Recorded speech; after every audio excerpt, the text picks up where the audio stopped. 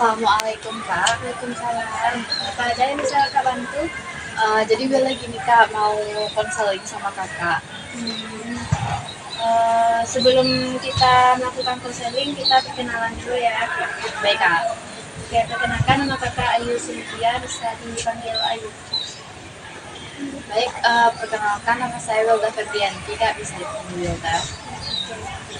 Sebelumnya Kakak mau nanya, apakah sebelumnya Wilda pernah melakukan konseling? Enggak Kak. Jadi belum tahu itu apa itu konseling. Jadi Kakak akan menjelaskan konseling itu proses pemberian bantuan di mana nanti kakak akan membantu permasalahan Wilda. Nah, di sini itu kakak akan membantu permasalahan Wilda. Nah, setelah kakak membantu permasalahan Wilda tadi, kakak juga menyerahkan beberapa azas.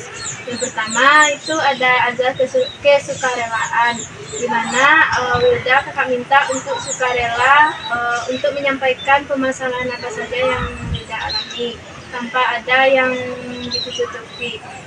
Yang tanpa ada ditutupi itu termasuk dengan azas keterbukaan.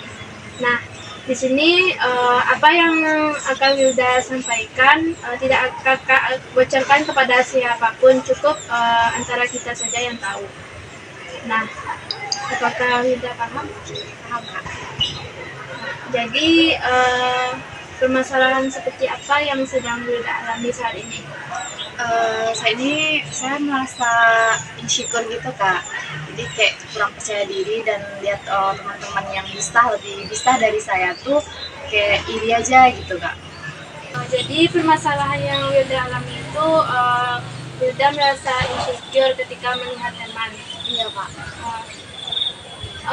Sebelumnya apa yang membuat Wilda itu insecure kepada teman tersebut? Kan gini Kak, sering di kelas tuh ada teman tuh Kak, teman tuh rasanya lebih gitu dari saya public speakingnya Kak. Jadi kayak merasa insecure aja melihat dia, kok dia bisa lebih dari saya gitu. Pengennya tuh saya juga lebih dari dia gitu Kak. Oke. Sebelumnya apakah Wilda itu pernah mengeluarkan pendapat gitu, seperti ketika diskusi di dalam kelas atau ketika ditanya dosen, atau emang dari pribadi sendiri yang ingin mengeluarkan pendapat gitu? Jarang sih Kak, tapi terkadang kalau ya melihat contohnya dia lebih duluan daripada saya nunjuk tangan tuh Kak, ya, kok dia lagi gitu. Jadi kayak ya udahlah biarin aja dia lagi gitu. Jadi kayak ada sih pendapat dalam diri, tapi setelah orang lebih dulu daripada kita ya udah biarin aja dia dulu gitu.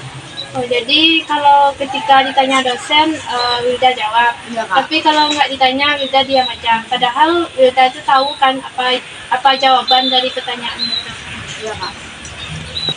Dari apa yang Wilda sampaikan tadi, apa dampak negatif yang terjadi pada diri Wilda?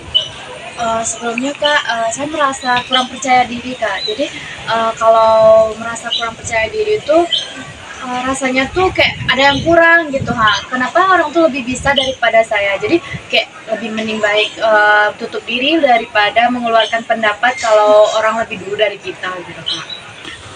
Jadi dari permasalahan Wilda tadi dapat kakak simpulkan bahwa Wilda itu merasa insecure ketika melihat teman lebih dari Wilda. Sedangkan dari diri Wilda sendiri kan Wilda bisa mengembangkan bakat yang Wilda miliki, namun terhalang karena takut atau percaya diri tadi. Nah, sekarang dengan Wilda iri kepada teman tadi kan, Wilda juga ketika teman sudah mengangkat tangan, padahal Wilda juga ingin menyampaikan pendapat. Nah, sekarang coba Wilda ubah pola pikir Wilda tersebut. Bisa jadi kan apa yang disampaikan teman itu mungkin sama, namun cara penyampaiannya juga mungkin berbeda kan. Nah, dan ketika Wilda ingin menyampaikan pendapat Wilda tersebut, jangan merasa takut. Kan setiap orang tuh kan memiliki pola pikir yang berbeda-beda. Nah, nggak usah dipikirkan ketika kita ingin menyampaikan pendapat kita, namun karena mengingat nanti di atau dicemooh gitu kan. Nah, ubah pola pikir tersebut. Anggap aja kan kita sama-sama belajar, jadi kan wajar kan kesalahan itu. Di kesimpulan yang kakak sampaikan tadi, apa yang dapat Wilda simpulkan dari apa yang kakak sampaikan tadi? Jadi Wilda bisa menyimpulkan bahwasanya kalau kita tuh harus percaya diri gitu kak. Walaupun teman bisa lebih dari kita gitu, tapi kita harus mengeluarkan pendapat kita pribadi, harus membuka diri kita. Jadi kita tidak boleh iri kepada teman, kita nggak boleh menutup diri kita gitu. Kalau kita ada pendapat kita yang rasanya beda dari teman, kita harus percaya diri untuk mengeluarkan itu. Oke, tindakan Wilda ke depannya bagaimana? Apakah akan seperti ini terus atau akan berubah? Untuk tindakan Wilda ke depannya, Wilda akan merubah pola pikir Wilda ke depannya untuk bisa lebih aktif lagi di kelas, untuk terbuka lagi di kelas, dan apapun pertanyaan-pertanyaan teman-teman di kelas, walaupun itu sama dengan kita, Wilda harus membuka diri Wilda ini, harus bisa mengeluarkan pendapat pribadi gitu. Oke. Nah, dari permasalahan Wilda tadi kan sudah tuntas kan. Nah, sekarang kakak ingin menanyakan bagaimana perasaan Wilda setelah melaksanakan konseling dengan kakak. Wilda merasa agak lebih tenang gitu kak. Kenapa?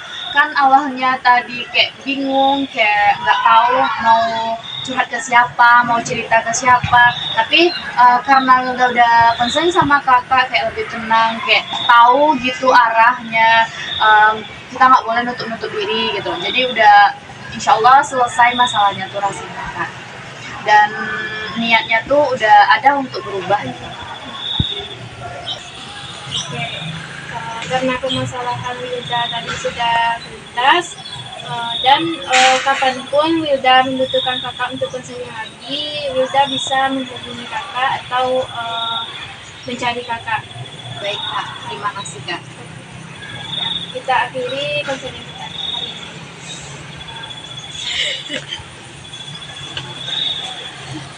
Audio Jungle.